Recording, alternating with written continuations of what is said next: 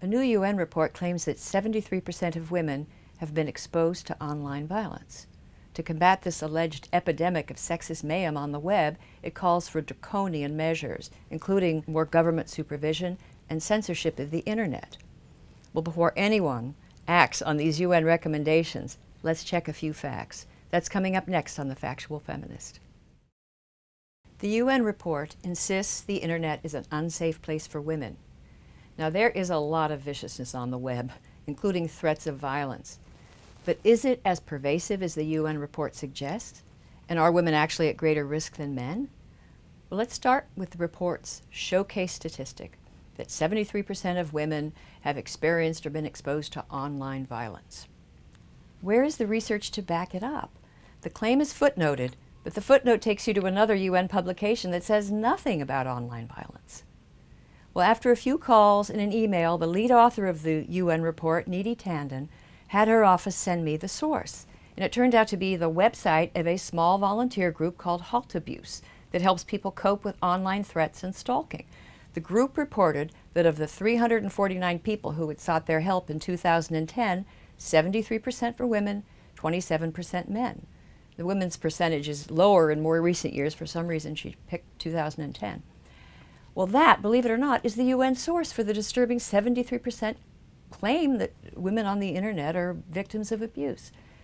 Now imagine if I claimed that because 73% of those who watch The Factual Feminist are women, therefore 73% of the world's women watch my videos. I mean, I wish that were true, but the rules of logic intervene. In 2014, the Pew Research Center carried out a survey of internet users, and it found that lots of people are hassled, insulted, called names online, slightly more men than women. It found that more women than men are sexually harassed, about 7% of women and 4% of men, but that men were the primary targets of threats. They found 10% of men compared to 6% of women. Now, the Pew findings suggest that overall, men face as much or more abuse than women. Another study by a professional polling organization found that males age 19 are the group most likely to be affected by trolling or bullying among teenagers. But the bogus 73% statistic was headlined in Time, highlighted in the Washington Post, and repeated on countless news sites, including several that attract a lot of young readers, such as MTV.com and Teen Vogue. Not only is the report riddled with mistakes, its proposals are totalitarian. I mean, it urges governments to use their powers to license only those internet providers and search engines that supervise user content. Now, this is what China does to censor its people, except instead of subverting the Communist Party, the crime would be mocking a woman. In the U.S., freedom of expression is guaranteed by the First Amendment.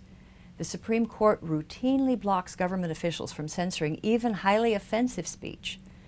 Now, the internet can be rough, and threats of violence or stalking, that can be terrifying, horrifying. But these are crimes, and they are legally actionable when they occur. Beyond that, a more civil and mannerly internet, that should be a matter for private norms. And many internet sites are promoting that. But government supervision of conversation is the last thing that any of us, male or female, any of us need. The UN Cyber Violence Report is a train wreck. Yet the New York Times, Time, Wired, and countless other news sites reported on it without criticism. Not a word about the mistakes and the outlandish proposals. Now, to her credit, a tech writer at the Washington Post did alert readers to its dangerous implications for free expression.